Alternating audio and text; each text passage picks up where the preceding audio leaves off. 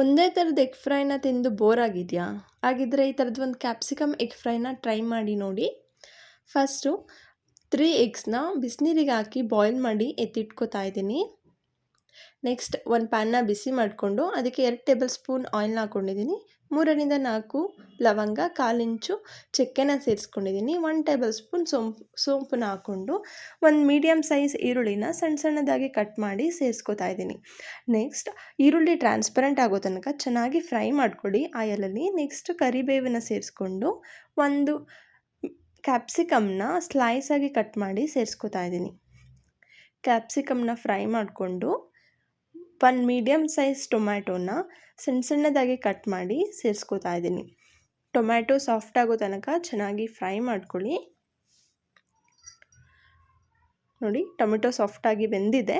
Next ಶುಂಠಿ ಮತ್ತು ಬೆಳ್ಳುಳ್ಳಿನ ಜಜ್ಜಿ ಸೇರಿಸ್ಕೊತಾ ಇದ್ದೀನಿ. ಶುಂಠಿ ಬೆಳ್ಳುಳ್ಳಿದು ಹಸಿ ವಾಸನೆ ಹೋಗೋ ತನಕ ಆಯಿಲಲ್ಲಿ ಫ್ರೈ ಮಾಡ್ಕೊಳ್ಳಿ. ಇದಕ್ಕೆ ಅರ್ಧ ಟೇಬಲ್ ಸ್ಪೂನ್ ಸಾಲ್ಟು ಮತ್ತು ಅರಿಶಿಣದ ಪುಡಿ 1/4 table spoon, red chilli powder ಅರ್ಧ ಟೇಬಲ್ ಸ್ಪೂನ್, ಧನಿಯಾ ಪುಡಿ ಅರ್ಧ ಟೇಬಲ್ ಸ್ಪೂನ್, ಎಗ್ ಮಸಾಲ ಅರ್ಧ ಟೇಬಲ್ ಸ್ಪೂನ್ ಮತ್ತು ಪೆಪ್ಪರ್ ಪೌಡರ್ ಅರ್ಧ ಟೇಬಲ್ ಸ್ಪೂನ್ ಸೇರಿಸ್ಕೊತಾ ಇದ್ದೀನಿ. ಡ್ರೈ ಸ್ಪೈಸಸ್ದು ರಾ ಸ್ಮೆಲ್ಲೆಲ್ಲ ಹೋಗೋ ತನಕ ಆಯಿಲಲ್ಲಿ ಚೆನ್ನಾಗಿ ಫ್ರೈ ಮಾಡ್ಕೋಬೇಕಾಗುತ್ತೆ. ನೋಡ್ತಿರ್ತೀರಲ್ಲ ಕಲರ್ ಏನು ಚೆನ್ನಾಗಿ ಕಾಣ್ತಿದೆ ಅಂತ.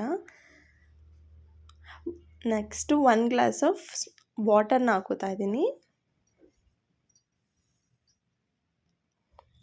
ಈ ವಾಟರ್ ಎಲ್ಲ ಡ್ರೈ ಆಗಿ ಆಯಿಲ್ ಸೆಪ್ರೇಟ್ ಆಗೋ ತನಕ ಇದನ್ನು ಬೇಯಿಸ್ಕೋಬೇಕಾಗುತ್ತೆ. ನೆಕ್ಸ್ಟ್ ಆವಾಗಲೇ ಏನು ಬೇಯಿಸಿ ಎತ್ತಿಟ್ಕೊಂಡಿದ್ವಿ ಎಗ್ಗು, ಅದನ್ನು ಸ್ಲೈಸಾಗಿ ಕಟ್ ಮಾಡಿ ಸೇರಿಸ್ಕೊತಾ ಇದ್ದೀನಿ. ಈ ಮಸಾಲೆನ ಎಗ್ ಜೊತೆ ನಿಧಾನವಾಗಿ ಮಿಕ್ಸ್ ಮಾಡ್ಕೋತಾ ಇದ್ದೀನಿ. ಲಾಸ್ಟಲ್ಲಿ ಕೊತ್ತಂಬರಿ ಸೊಪ್ಪನ್ನ ಹಾಕಿ ಇದನ್ನು ಮಿಕ್ಸ್ ಮಾಡಿಕೊಂಡ್ರೆ ಕ್ಯಾಪ್ಸಿಕಮ್ ಎಗ್ ಫ್ರೈ ರೆಡಿ. ತುಂಬ ಚೆನ್ನಾಗಿರುತ್ತೆ. ಒಂದು ಸಲ ಟ್ರೈ ಮಾಡಿ. ಪದೇ ಪದೇ ಇದನ್ನು ಮಾಡಿಕೊಂಡು ತಿಂತೀರಾ ನೀವು.